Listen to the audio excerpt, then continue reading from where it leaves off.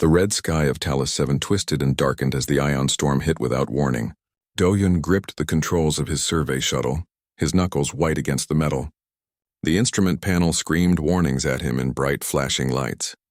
He had been flying over the Crimson Forest for 3 hours, mapping mineral deposits for the mining company. Now those same red trees were rushing up to meet him far too fast. Come on, Do-Yun muttered, fighting the spinning controls. The shuttle bucked and rolled like a wild animal. Lightning the color of purple fire cracked across the cockpit window. All his training told him to eject, to hit the emergency beacon and let the rescue teams find him. But the storm was scrambling all his systems. The ejection seat showed red. The beacon showed red. Everything showed red. The trees came closer. Do-Yun pulled back on the controls with all his strength, trying to slow the descent. The shuttle clipped the top of the forest canopy with a terrible screeching sound. Branches as thick as his leg shattered against the hull. The world became a blur of red and green and metal. Then everything went black. When Do-Hyun opened his eyes, pain washed over him like a wave. His left shoulder burned. Something warm and wet ran down his face. Blood, he realized. His blood. He was hanging upside down in the pilot's seat, held in place by the safety straps. The cockpit had crumpled around him like paper. Smoke filled the small space, making him cough. He fumbled with the straps and fell onto the ceiling, which was now the floor. His shoulder screamed in protest. Probably dislocated. He crawled through the twisted metal, following a shaft of red sunlight that came through a crack in the hull. The air outside tasted sweet and strange, full of scents he had never smelled before. Do-Yun pulled himself out of the wreckage and collapsed onto the forest floor. The ground was covered in something that looked like moss but felt like soft leather. Above him the trees stretched impossibly high, their trunks the deep red of old blood, their leaves shifting between purple and green depending on how the light hit them. This was the deep forest, far from the mining camps, far from anyone who could help him. He checked his equipment. The radio was dead. The emergency beacon had been destroyed in the crash. His supply pack had survived, at least. He had water purification tablets, some ration bars, a medical kit, and a small survival knife. Not much, but it would have to do. As Do-Hyun tried to stand, he heard something. A sound like music, but higher pitched. Almost like singing, but not quite. He froze, listening. The sound came again, and this time he heard fear in it. Without thinking, he moved toward the sound, one hand pressed against his injured shoulder. He pushed through a curtain of hanging vines and stopped. 3 small creatures huddled against a formation of black rocks. They were unlike anything in the survey reports. Each one was about the size of a 6-year-old human child. Their bodies were covered in scales that shimmered with rainbow colors, shifting from blue to green to gold in the filtered sunlight. They had large eyes, bigger than human eyes, that seemed to take up half their faces. Those eyes were wide with terror. Do-Yun understood why a moment later. From the shadows on the other side of the clearing, something moved. It was massive, easily twice as tall as Do-Yun and 3 times as long. 6 legs carried a body covered in rough, dark scales. Its head was mostly mouth, filled with teeth like broken glass. Spines ran down its back, and Do-Hyun could see liquid dripping from their tips. Venom, probably. The creature had not noticed him yet. Its attention was fixed completely on the 3 young aliens. They were trapped against the rocks with nowhere to run. The predator took a slow step forward, then another. It was in no hurry. It knew they could not escape. The young ones made that musical sound again, but now it was clearly a cry of fear. They huddled closer together, the smallest one in the middle. Do-Hyun looked around frantically. There was a piece of metal from his crashed shuttle nearby, a support strut about as long as his arm and pointed at one end. It was not much of a weapon, but it was all he had. Every part of his brain told him to stay hidden. He was injured. He was alone. He had no backup, no weapons, no way to call for help. Fighting this creature would be suicide. The smart thing, the logical thing, was to wait until it finished with the young aliens and then slip away quietly. Do-Hyun grabbed the metal strut and ran into the clearing. He screamed as he ran, a wordless roar of challenge. The predator's head snapped toward him, surprised. Do-Hyun did not slow down. He planted himself between the creature and the young aliens, raising the metal strut like a spear. "Come on," he shouted at the beast. "Come on!" The predator tilted its head, studying this new small thing that dared to challenge it. Behind Do-Hyun, the young aliens went silent. He could feel them staring at him. He did not look back. He kept his eyes locked on the predator. The creature lunged. It was fast, faster than anything that large should be. Do-hyun dove to the side, slashing with the metal strut. He felt it connect, felt it cut through scales and into flesh beneath. The predator roared, a sound that shook the leaves in the trees, but now it was angry. It spun and caught Do-hyun with one massive paw. Claws tore through his jacket and into the flesh of his side. Pain exploded through him. He flew backward and hit the ground hard, the air rushing from his lungs. The predator advanced on him, blood dripping from where he had wounded it. Do-hyun tried to stand, but his body would not obey. He could only watch as the creature opened its terrible mouth. Behind the predator, the young aliens scattered and ran. Good, Do-hyun thought. At least they would get away. At least this would not be for nothing. The predator's jaws came down. Do-hyun closed his eyes. Then he remembered the emergency flare in his jacket pocket. The one flare he had meant for signaling rescue teams, his only hope of being found. With the last of his strength, he pulled it out and fired it directly into the creature's open mouth. Chemical fire bloomed red and white. The predator reared back, shrieking. Smoke poured from its mouth and nostrils. It shook its head violently, trying to escape the burning. Then it turned and crashed away through the forest, still shrieking. Do-hyun lay on the soft ground, bleeding.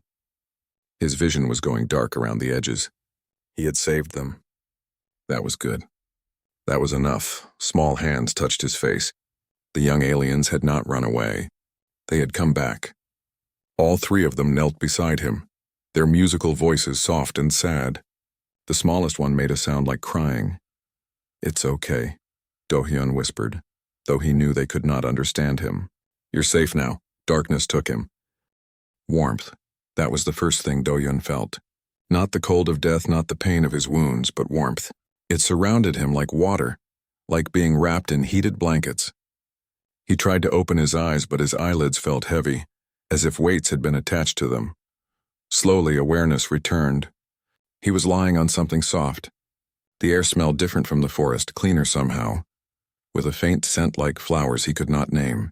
He could hear sounds, soft and rhythmic, almost like breathing, but not quite. The walls themselves seemed to breathe. Do-hyun forced his eyes open. Above him was a ceiling that glowed with soft blue light. It was not made of metal or concrete like human buildings.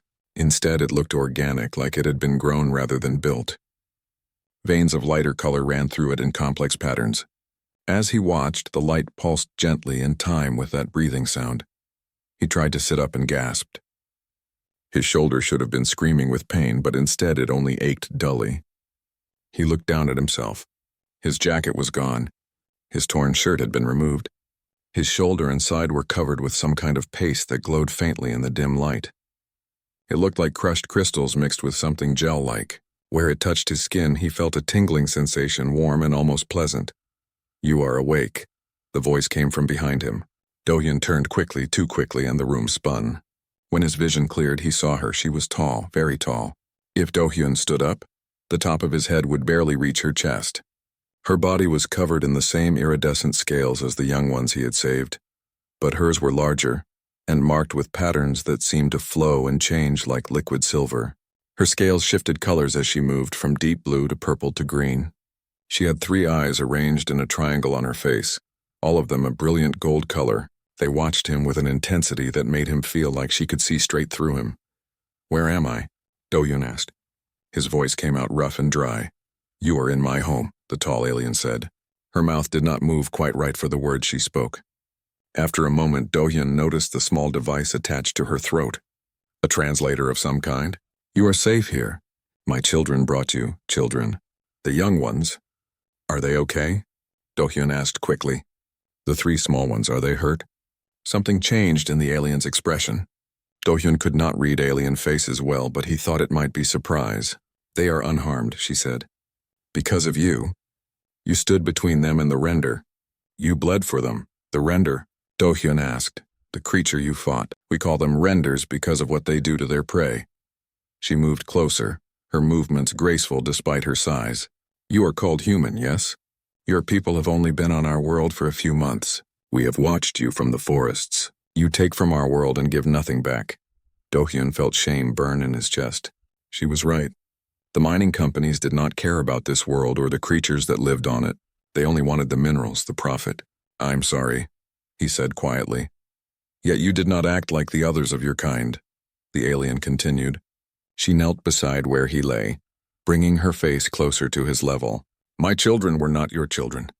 They were not even your species. You had no reason to help them. You could have hidden, could have saved yourself, but you did not. Why? Do-hyun thought about the question. How could he explain? How could he put into words something that had not been a choice, not really, but simply the only thing he could do? They were kids, he said finally. They were scared and in danger. What else was I supposed to do? The alien stared at him for a long moment. All three of her golden eyes seemed to glow brighter. What else? She repeated softly. You speak as if there was only one choice. As if sacrificing yourself was the obvious path, wasn't it? Do-hyun asked. The alien made a sound that the translator did not capture, something between a sigh and a song. I am Salan, she said, matriarch of the Valara, and you, human, have done something that has not been done in 10,000 years of my people's history. You have created a life-debt bond. A what? Do-hyun asked. By our oldest laws, by the codes that have guided my people since we first learned to speak, you are now bound to me, and I to you. You shed your blood to protect my offspring. You face certain death so they might live. This creates a bond that cannot be broken except by death. Salan touched his shoulder gently, near where the glowing paste covered his wounds. You are under my protection now, and I am under yours. Do-hyun tried to process this. I don't understand. I just did what anyone would do. No, Salan said firmly. You did what a human would do. And that is something we Valara did not expect. We thought we understood your kind.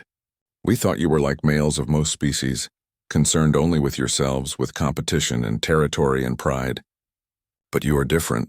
Before Do-hyun could respond, a soft sound came from the doorway. 3 small shapes appeared, hesitant and cautious. The young Valara he had saved. They peered into the room with their large eyes, watching him carefully. Come, Salan said to them in a softer voice. He is awake. The young ones entered slowly. The smallest one, the one Do-hyun had heard crying before, moved faster than the others. She came right up to where Do-hyun lay and placed her small hand on his arm. Her scales were mostly blue with streaks of silver. Her eyes were enormous and bright. This is Kiva, Salan said, gesturing to the smallest one. My youngest. And these are Mirai and Tais, her siblings. The other 2 stayed back a little, but Do-hyun could see something in their eyes. Curiosity, maybe. Or gratitude. Kiva made a musical sound and touched the paste on Do-hyun's shoulder. She looked up at her mother and spoke in a language of chimes and tones. Salan responded in the same language, then turned to Do-hyun. She wants to know if you are in pain. Not much, Do-hyun said. He smiled at Kiva. I'm okay. Are you okay? Kiva did not understand his words, but she seemed to understand his tone. She made a happy sound and leaned against him carefully, as if afraid she might hurt him. She has not left your side except when I made her eat or sleep, Salan said. There was something in her voice, something warm. In 3 days she has stayed with you, waiting for you to wake. 3 days? Do-hyun said, shocked. I've been unconscious for 3 days. Your injuries were severe. The render's claws carry poison. Without our medicine, you would have died within hours. Salan gestured to the glowing paste. Our healers worked hard to save you. They said no human should have survived what you did. Your body is weak compared to ours, fragile, yet you live. Do-hyun looked down at Kiva, who had settled against his side, her eyes starting to close. I had to, he said quietly. I had to make sure they were safe. Yes, Salan said. You had to. This is what makes you human, I think. This need to protect, even at cost to yourself. We Valara thought we were the only ones who felt this for young, not our own. We were wrong. She stood, her full height impressive in the small room. Rest now. Heal. When you are stronger, I will take you before the council. They will want to meet the human who carries a life-debt bond with a matriarch. This has never happened before. They will not know what to make of you. What will they do? Do-hyun asked, suddenly worried. Salan looked down at him, and for the first time he saw something that might have been a smile. That depends on you, little warrior. That depends on whether you can show them what you showed me. That humans are more than we believed. That you are worth the bond you have created. She left the room with the other 2 young ones. Kiva stayed, already asleep against Do-hyun's side, her small hand still resting on his arm. He looked at her peaceful face and felt something in his chest, something warm and fierce. He had saved her. And somehow, in doing so, He had bound himself to an alien civilization in ways he did not yet understand. Whatever came next, whatever this council wanted from him, he would face it. He had not come this far just to give up. Outside the living walls, the red sun of Talu 7 was setting. But inside, Do-hyun felt safe for the first time since his shuttle had fallen from the sky. 5 days had passed since Do-hyun woke in Selin's home. His wounds had healed with remarkable speed, leaving only faint scars where the render's claws had torn his flesh. The Valara medicine was unlike anything human science had created. Each morning, fresh paste appeared in a small bowl beside his bed, brought by Kiva or one of her siblings. They would watch him apply it, chirping encouragement in their musical language. Do-hyun had learned a few words of their speech. Simple things. Thank you was a rising tone like a bird's call. Hello was a chime that reminded him of small bells. The young ones thought it was hilarious when he tried to speak, covering their mouths with their hands to hide their laughter. But they always corrected him gently, repeating the words until he got them closer to right. On the 6th day, Selan came to him in the early morning. Today you meet the council, she said. Can you walk? Do-hyun stood to show her. His legs were steady beneath him. The weakness that had plagued him for days was finally gone. I can walk. Good. You will need your strength. Selan handed him clothing, different from the human clothes he had arrived in. These were made from some kind of woven plant fiber, soft and light in shades of deep green and brown. Wear these. Your own clothing was too damaged to repair. Do-hyun changed while Selan waited outside. The clothes fit well enough, though they were clearly made for someone with a different body shape. When he emerged, Kiva was waiting with her mother. She took his hand immediately, her small fingers wrapping around his. She wants to come with us, Selan said. I told her the council chamber is no place for younglings, but she insists. It's okay, Do-hyun said, squeezing Kiva's hand gently. I don't mind. They walked through the Valara settlement and Do-hyun saw it in daylight for the first time. It was beautiful in a way that made his chest ache. The structures were all organic, grown from living plants that had been shaped and guided over years. They rose from the forest floor like natural formations, covered in flowering vines and glowing moss. Bridges made of twisted branches connected the buildings high above the ground. Valara moved along these bridges with casual grace, their scales catching the red sunlight. Everywhere Do-hyun walked, the Valara stopped to stare.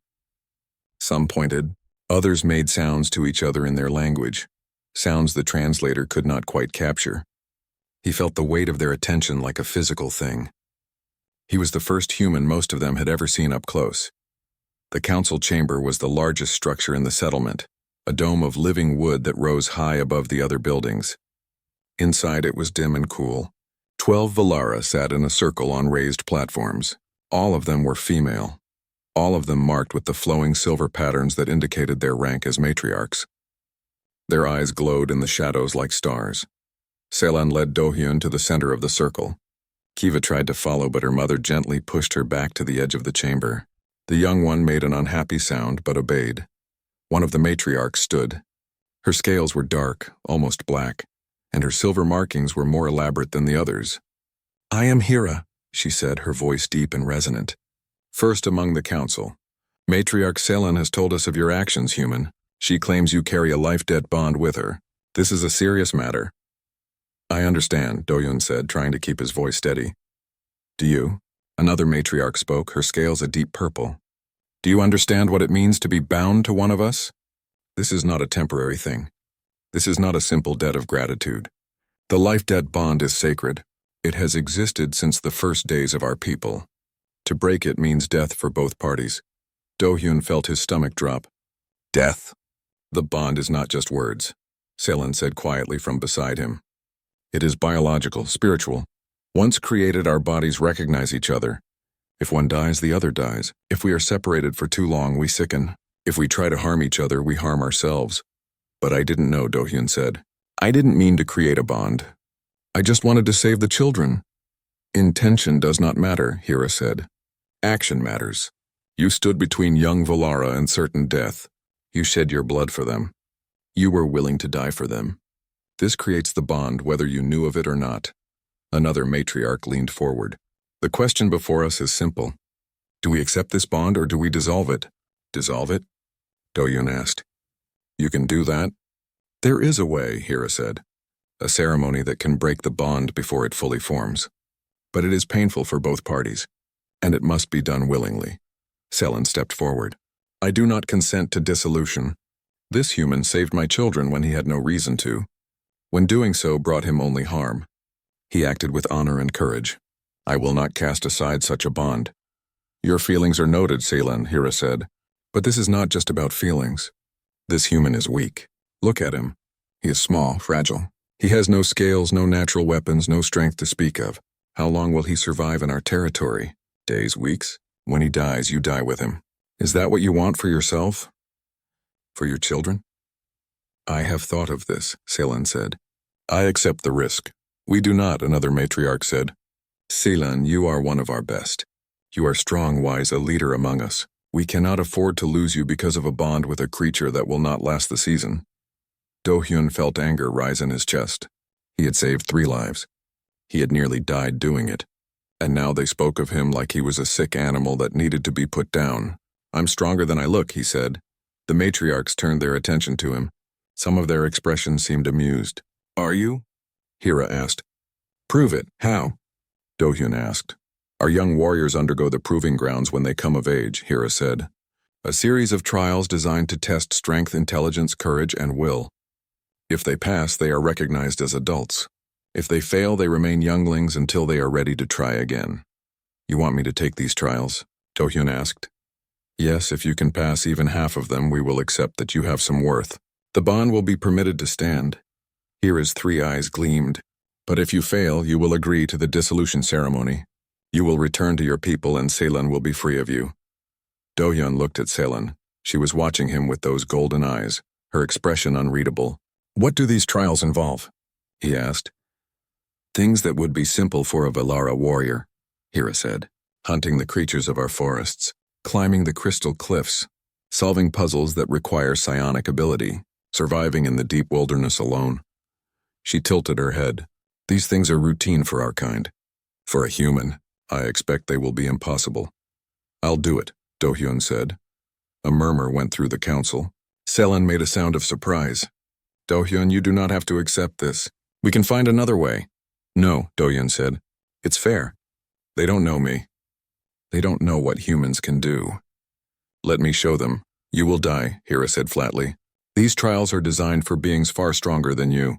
You may have heart, human, but heart alone will not carry you through. Do-hyun met her gaze steadily. Maybe, but I didn't come this far by giving up when things looked impossible. I'll take your trials, and I'll pass them. From the edge of the chamber, Kiva made a sound. She had been watching silently, but now she ran forward, ignoring her mother's command to stay back. She wrapped her small arms around Do-hyun's leg and looked up at the council with fierce defiance in her large eyes. She spoke rapidly in her language, her voice high and determined. Selen translated quietly. She says if you make him do the trials, she will do them too. She says you are all being mean. She says he is brave and good and you should not send him away. Several of the matriarchs looked uncomfortable. One even looked away. But Hira's expression did not change. The decision is made. The human will undergo the proving grounds. He has 7 days to prepare. On the 8th day, the trials begin. Selen bowed her head in acceptance. Do-hyun did the same, copying her gesture. As they left the council chamber, Kiva still clinging to his hand, he could feel the eyes of the matriarchs on his back.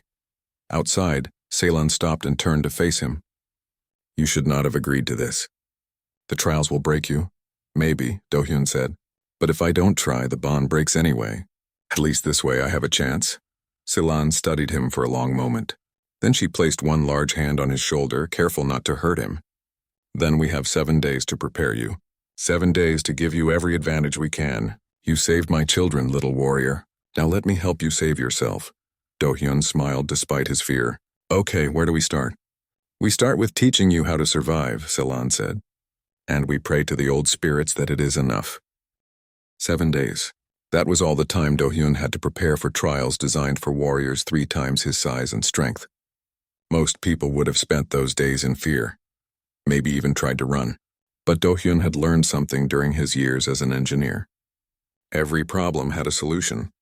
You just had to think differently. Selen woke him before dawn each day. She took him into the forest and showed him things the survey teams had never discovered. Which plants were safe to eat and which would kill him in minutes. How to find water even when there seemed to be none. The sounds that meant danger and the sounds that meant safety. Your kind relies too much on your machines, Selin said as they walked through the red trees. You forget that your bodies are tools too. Your senses, your mind, your ability to adapt. These are weapons more powerful than any gun. Do-Yun learned to read the forest. He learned that when the small flying creatures went silent, a predator was near. He learned that the moss always grew thicker on the north side of the trees. He learned to move quietly, placing his feet carefully, becoming part of the forest rather than an intruder in it. But moving quietly was not enough. The trials would include combat. Selin brought a young warrior named Talon to help with this part. Talon was massive even by Valara standards.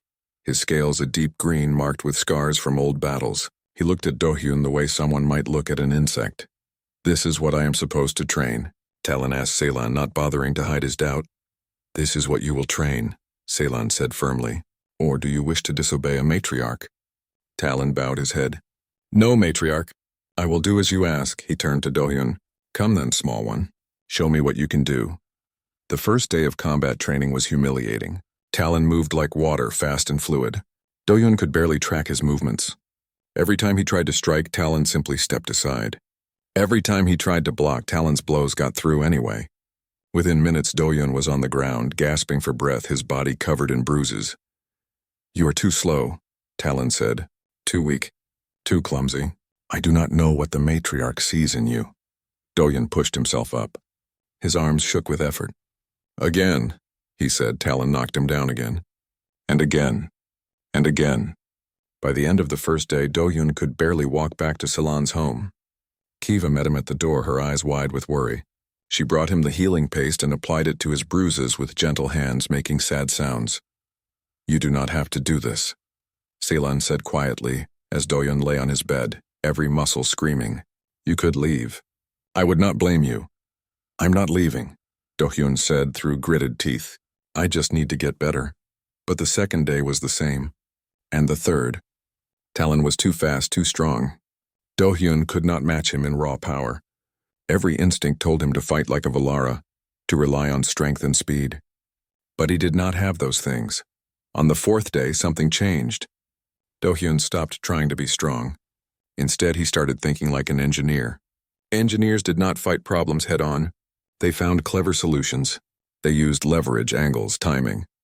When Talon charged at him, Do-Hyun did not try to block. He stepped aside at the last possible moment and stuck out his foot. Talon, expecting resistance, stumbled. He did not fall, but he had to catch his balance. Talon turned, and for the first time there was something new in his eyes. Interest. Again, Talon said. This time when he attacked, Do-Hyun was ready. He could not match Talon's strength, but he could predict his movements. He could use Talon's own momentum against him. When Talon swung, Do-Hyun ducked and moved into the space Talon had just left. When Talon tried to grab him, Do-Hyun twisted away, making himself a smaller target. He still lost. But not as badly. And he learned. By the seventh day, Do-Hyun could last almost a full minute against Talon before being defeated. It was not much, but it was progress. More importantly, he had learned to think differently. The Valara fought with power. Do-Hyun would fight with his mind. Selin also taught him about the psionic puzzles he would face. The Valara could communicate mind to mind, could sense emotions and thoughts from others. Do-Hyun had no such ability, but he had something else. Human brains were good at pattern recognition, at seeing connections that might not be obvious. This puzzle has been used for generations, Selin explained, showing him a complex arrangement of colored crystals. A Valara youngling reads the emotional resonance in each crystal and arranges them in harmony. How will you do this without psionic ability? Do-Hyun studied the crystals. He could not feel their emotions, but he noticed other things. Some crystals were warmer than others. Some vibrated at different frequencies that he could feel through his fingertips. Some reflected light in certain patterns. He arranged them by these physical properties instead of emotional ones. When he finished, Selin stared at the arrangement in surprise. It is not how a Valara would do it, she said slowly, but it is correct. The harmony is there. How did you know? I didn't feel it, Do-Hyun explained.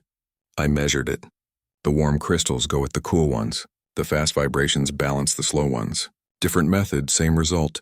Salen made a sound that might have been a laugh. The council expects you to fail because you are not Valara. But you are not trying to be Valara. You are being human. And that may be what saves you. On the night before the trials, Do-hyun could not sleep. He sat outside Selan's home, looking up at the unfamiliar stars of Talos 7. Tomorrow he would face challenges designed to test alien warriors. Tomorrow he might die, and if he died, Salen would die with him. Footsteps approached. Selen sat beside him, her large form settling onto the ground with surprising grace. For a while they sat in silence. "I am afraid," Do-hyun said finally. "Good," Selan replied. "Fear means you understand the danger. Only fools have no fear. What if I fail?" Do-hyun asked. "What if I'm not strong enough?" "Then you fail," Salen said simply. "But you will fail knowing you tried, knowing you gave everything you had." She turned her golden eyes to him. "When you stood between my children and the render, you did not know if you could win. You were already injured. You had no real weapon, but you stood anyway. That is what makes you worthy of the bond, Do-hyun. Not your strength, but your refusal to give up even when victory seems impossible." "The council doesn't see it that way," Do-hyun said. "The council sees what they expect to see. A weak human who will fail and die." Salen placed one large hand on his shoulder. "Tomorrow you will show them what they cannot see. You will show them that humans do not need to be the strongest to be strong, that you do not need claws and scales to fight, that you do not need psionic powers to solve problems." She squeezed his shoulder gently. "Show them what it means to be human." Behind them, the door opened. Kiva emerged, rubbing her eyes sleepily. She had refused to sleep in her own bed since Do-hyun arrived, instead curling up in a corner of his room each night. Now she walked over and climbed into Do-hyun's lap without asking permission. She was small for a Valara, but still heavy. Do-hyun wrapped his arms around her. "She is afraid for you," Selan said softly. "She does not understand why the council makes you do this. To her, you are already proven. You saved her life." "I know," Do-hyun said. He rested his chin on top of Kiva's head. Her scales were warm against his skin. "I won't let her down. I won't let any of you down." "We know," Selan said. "That is why we believe in you." They sat together under the alien stars, a human and two Valara, bound by something deeper than species or biology. In the morning, the trials would begin, but tonight they were simply a family. When dawn came, Do-hyun felt ready, not because he was confident he would win, but because he knew he would try, and sometimes that was enough. The first trial began at sunrise. The entire Valara settlement gathered to watch. Hundreds of them lined the edges of a massive clearing, their scales catching the red morning light. The council sat on a raised platform, watching with expressions that ranged from doubt to outright skepticism. Hira stood and addressed the crowd. "Today the human Do-hyun will attempt the proving grounds. These trials have tested our warriors for countless generations. They separate the worthy from the weak. Let us see which this human is." Do-hyun stood in the center of the clearing, wearing the simple clothes Selan had given him. He had no weapons, no tools, nothing but his own body and mind. Beside the platform, Salen watched with Kiva pressed against her side. The young one looked terrified. "The first trial is the hunt," Hira announced. "In the forest beyond this clearing, we have released a stalker. It is young, not yet fully grown, but still dangerous. The trial is simple. Track it, capture it, and bring it back alive. You have until sunset, a stalker." Do-hyun remembered Selan's lessons. Stalkers were predators with 6 legs and skin that changed color to match their surroundings. They were fast and smart, and their bite carried venom that caused paralysis. Even a young one could kill an unprepared hunter. A gate opened at the far end of the clearing. Beyond it, the forest waited, dark and deep. Do-hyun walked toward it, his heart pounding. As he passed Selan, she spoke quietly. "Remember what I taught you. Use your mind, not your strength." Do-hyun nodded and entered the forest. The trail was not hard to find at first. The stalker had left crushed plants and disturbed earth, but after 100 yards the trail disappeared. The creature had realized it was being followed. Do-hyun crouched and studied the ground. No footprints, no broken branches. The stalker had likely climbed into the trees. He looked up, scanning the red canopy above. Nothing moved. He sat very still and listened. Selan had taught him this. When you cannot see your prey, let your other senses work. He heard the wind in the leaves, the distant calls of flying creatures, the rustle of small animals in the undergrowth. And there, very faint, the sound of breathing. Above him and to the left. Do-hyun did not look up. Instead, he pretended to search the ground, moving slowly toward the sound. The stalker would be watching him, waiting for the perfect moment to strike. Good. Let it watch. Do-hyun stopped beside a tree and pulled something from his pocket. One of the ration bars from his survival pack, saved from the crash. He unwrapped it slowly, making noise. Then he took a bite. In the trees above, something shifted. The stalker's camouflage was perfect, but movement gave it away. It was curious about what the human was eating. Do-hyun took another bite, then deliberately dropped a piece of the bar on the ground. He walked away a few steps, still eating, as if he had not noticed the drop. Minutes passed. Then slowly, the stalker descended from the tree. Its skin shifted from brown to the color of the forest floor. It approached the dropped food cautiously, ready to flee at any sign of danger. Do-hyun remained still, not looking directly at it. Predators responded to direct eye contact as a challenge. Instead, he watched from the corner of his vision. The stalker sniffed the food. Then it took it in its mouth. The ration bar was designed for human consumption, full of sugars and fats. To a wild creature that had never tasted such things, it must have been irresistible. Do-hyun dropped another piece, then another, each piece closer to him. The stalker followed, growing bolder. It was young, inexperienced. Its caution warred with its curiosity and hunger. When it was close enough, Do-hyun moved. Not attacking, not trying to grab it. Instead, he tossed the rest of the ration bar into a pit he had noticed earlier, half hidden by fallen leaves. The stalker, focused on the food, jumped after it. The pit was not deep, maybe 6 feet. But its walls were smooth crystal, impossible to climb with claws. The stalker landed, ate the food, then realized it was trapped. It began to screech in panic. Do-hyun quickly cut vines from nearby trees. He wove them into a rough net, using knots he had learned as an engineering student. Then he lowered the net into the pit. The stalker, terrified, tried to climb the net. Its legs tangled. Working quickly, Do-hyun pulled the net up, the stalker thrashing inside. He tied it closed and lifted the whole thing onto his shoulders. The creature was heavier than it looked, and his legs shook under the weight, but he had done it. He had caught the stalker without fighting it, without weapons, using only patience and thought. Now he just had to carry it back before sunset. The walk back was exhausting. The stalker never stopped moving, and its weight made every step difficult. Do-hyun's legs burned. His arms ached. Sweat poured down his face, but he did not stop. He could not stop. The sun was still above the horizon when he stumbled back into the clearing. The gathered Valara went silent as he approached the council platform and dropped the net at Hira's feet. The stalker hissed and snapped inside. "The first trial is complete," Do-hyun said, breathing hard. Hira stared at the captured creature. Several other council members leaned forward to look. "How did you do this?" Hira asked. "There are no marks on you. You did not fight it." "I didn't have to," Do-hyun said. "I just had to think like a human instead of a Valara." A murmur went through the crowd. Talon, standing near the platform, made a sound that might have been approval. Selan's expression showed pride. "The second trial begins immediately," Hira said, as if annoyed that Do-hyun had succeeded. "The climb. Behind this platform rises the crystal cliff. You must reach the top before darkness falls. There are no paths, no ropes, no assistance. Many Valara have fallen attempting this trial. Do you still wish to continue?" Do-hyun looked at the cliff. It rose nearly 300 feet, its surface smooth and glittering in the fading light. Handholds were scarce, and the ones he could see were far apart. For a Valara with long arms and strong claws, it would be difficult. For a human, it looked impossible. "I'll continue," Do-hyun said. He approached the cliff and studied it carefully.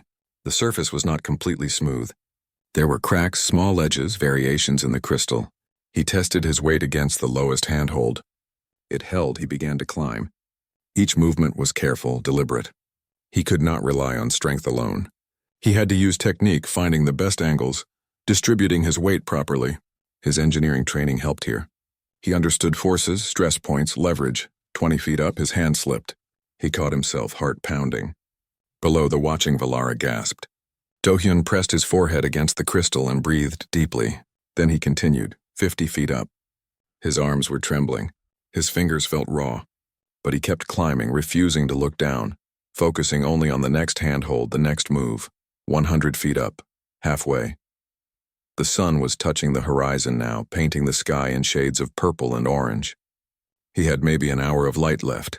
At 150 feet, he reached a section where the handholds were too far apart. Even stretching, he could not reach the next one.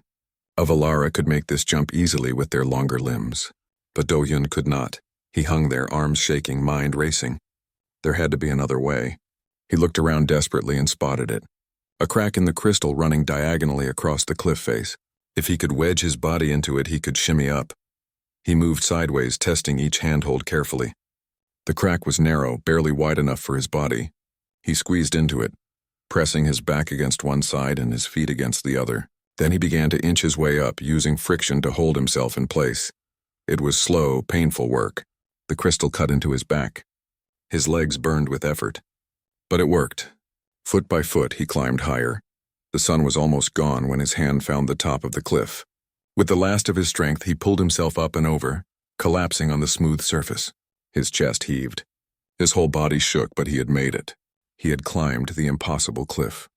Below, the Valara were silent. Then slowly a sound began. Talon started it, a rhythmic clicking that other warriors picked up. It spread through the crowd, growing louder. It was the sound Valara made to show respect to a worthy opponent. Even Hera looked impressed. "The second trial is complete," she announced. "The human has climbed the crystal cliff. Tomorrow the final trials will test his mind and his will. If he survives those, he will have passed the proving grounds." Selen climbed the cliff with ease to bring Do-hyun down. She lifted him gently, carrying him as if he weighed nothing. "You did well, little warrior," she said softly. "Rest now. Tomorrow will be even harder." But as Do-hyun rested his head against her shoulder, he allowed himself a small smile. He had survived.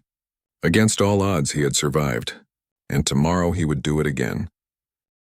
Do-hyun woke before dawn, every muscle in his body screaming in protest. The climb had taken more out of him than he wanted to admit. His hands were covered in cuts and bruises. His back was scraped raw from the crystal crack. But he was alive, and he had passed 2 trials. Kiva was already awake, sitting beside his bed with a bowl of the healing paste. She helped him apply it to his wounds, her small hands gentle. She made soft sounds of sympathy every time he winced. "Today will be the hardest part," Selan said from the doorway. "The 3rd trial tests the mind. The 4th tests the will. Both are more difficult than physical challenges because you cannot simply push through them with determination." "What exactly do these trials involve?" Do-hyun asked. "I cannot tell you. The trials must be faced without preparation. But I will say this." Selan knelt beside him, her golden eyes serious. "Trust yourself. Trust what makes you human. The council expects you to fail because you think differently than we do. But different is not weaker. It is simply different." The 3rd trial took place in a chamber beneath the council platform. Do-hyun descended stone steps into darkness, guided only by glowing moss on the walls. The chamber was circular, with symbols carved into the floor that seemed to pulse with faint light. Hera was waiting. "The 3rd trial is the puzzle of harmonies," she said. "Before you are 12 crystals. You must arrange them so they sing in perfect harmony. A Valara uses psionic ability to feel the emotional resonance of each crystal. You have no such ability.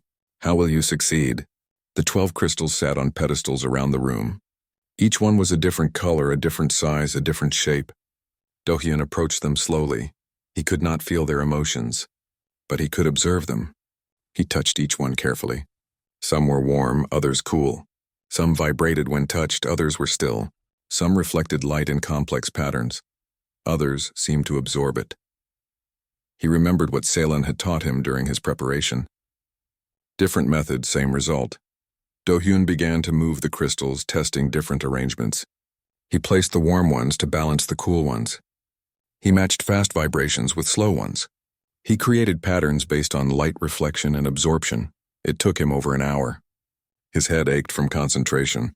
But finally, when he placed the last crystal, something happened. All 12 began to hum in unison, creating a sound that filled the chamber with music so beautiful it brought tears to his eyes. Hera stared at the arrangement. This is not how a Valara would solve it, but it is correct. The harmony is perfect. She looked at him with something that might have been respect. "You continue to surprise us, human.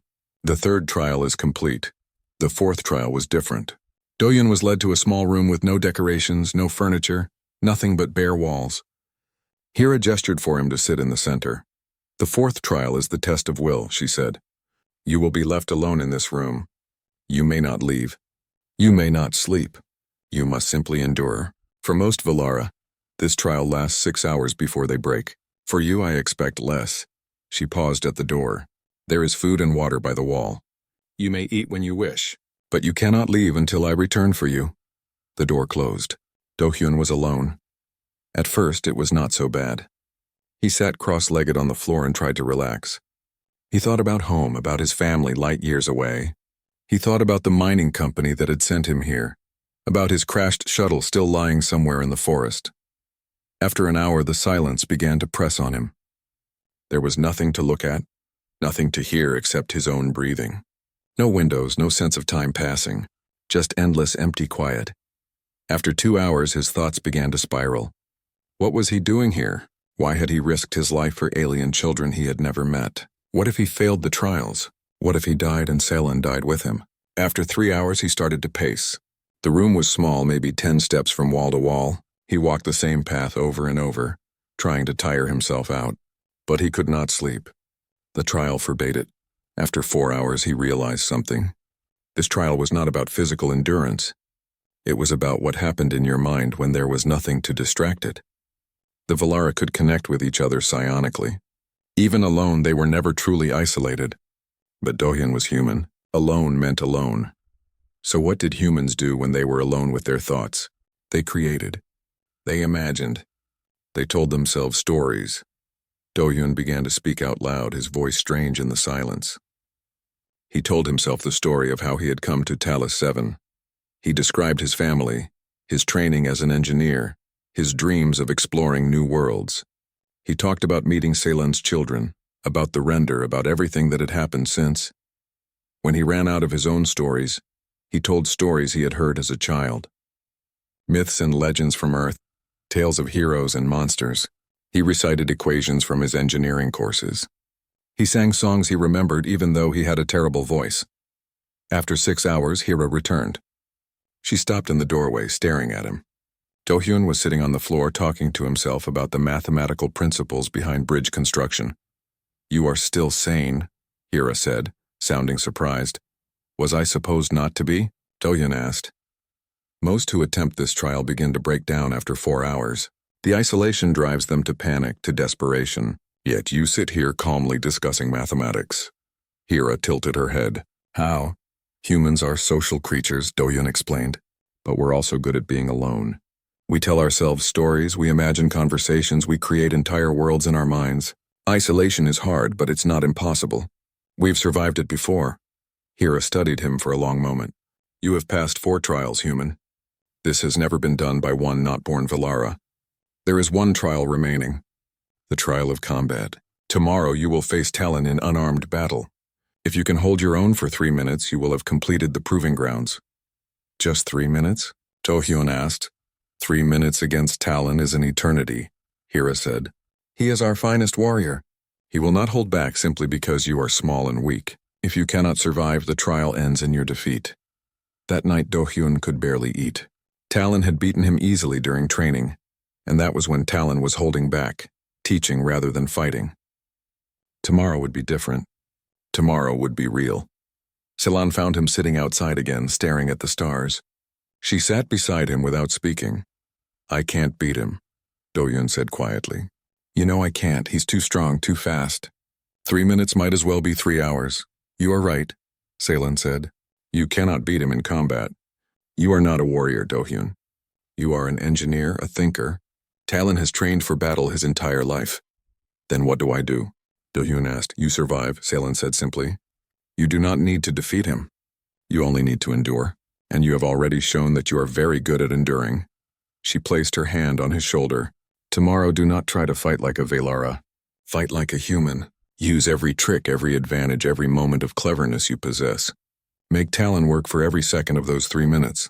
And if I can't? Do-hyun asked. Then you will fail knowing you tried your best. And the bond will be dissolved and you will return to your people. Selan's voice was soft.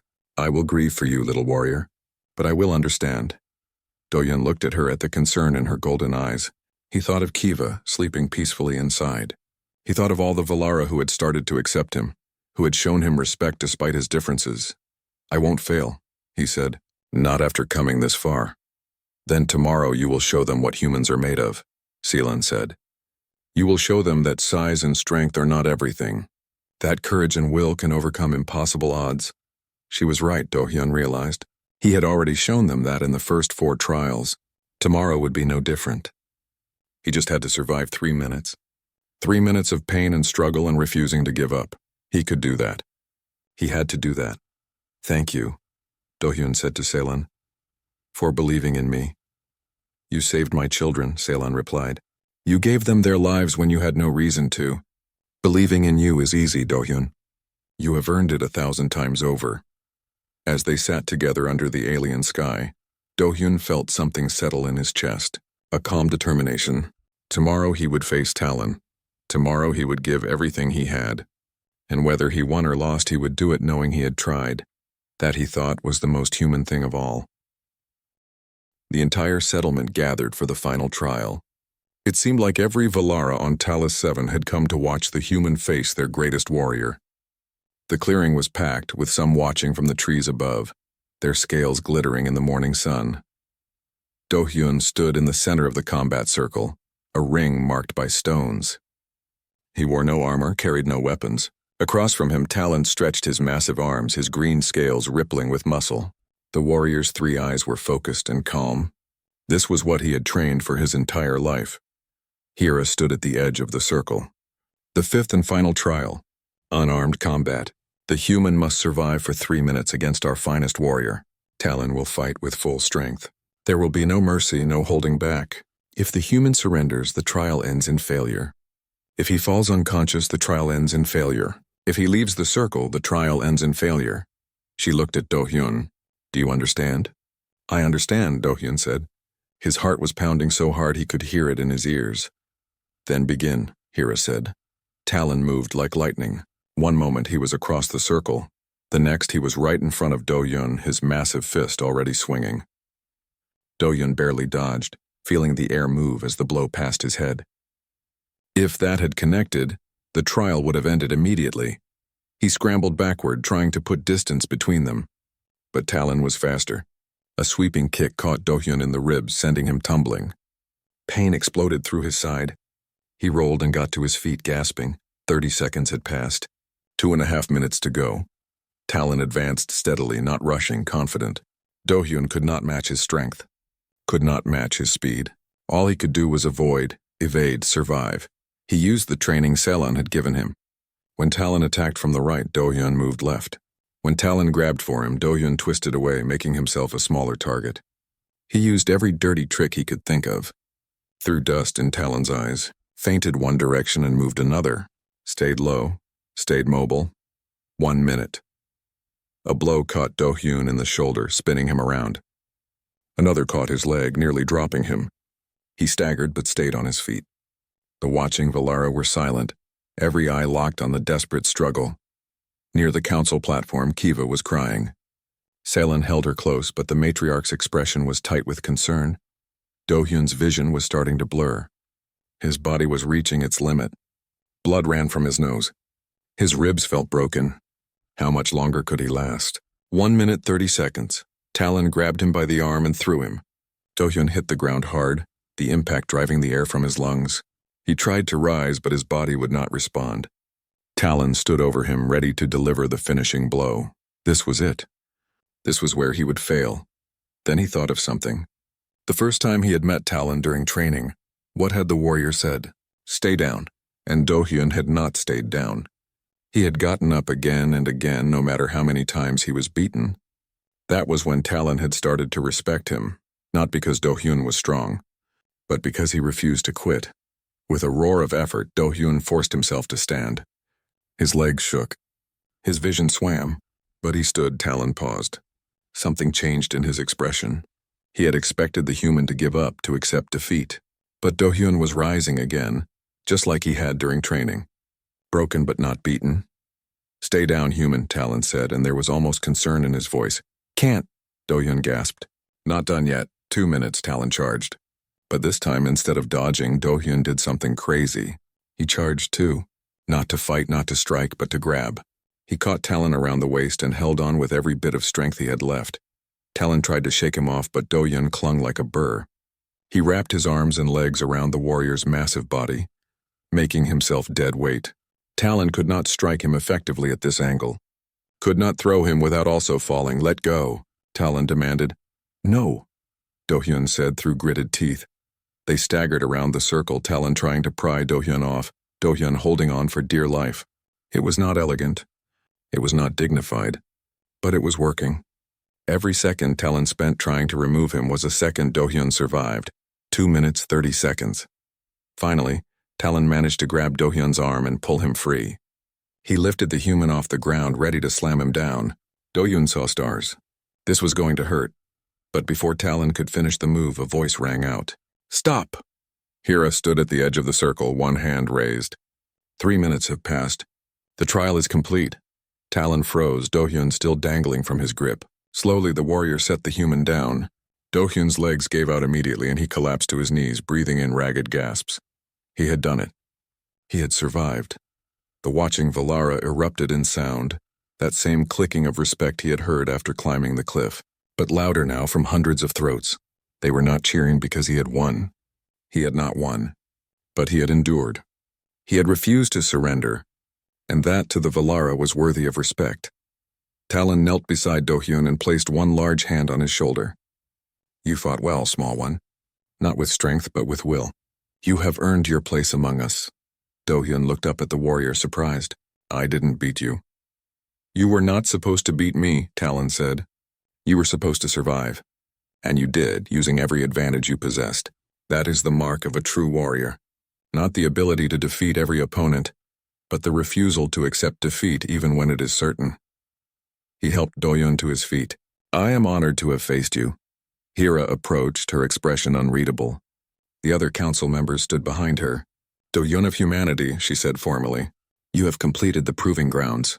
You have passed trials designed for Valara warriors, using methods we would never have considered. You have shown strength of mind, creativity of thought, and will that cannot be broken. She paused. The council has come to a decision.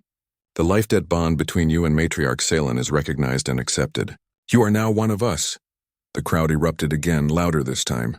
Do-hyun felt his knees buckle, but before he could fall, Salen was there, catching him. She lifted him easily, holding him against her chest. You did it, little warrior, she said, and her voice was thick with emotion. You showed them. You showed them all.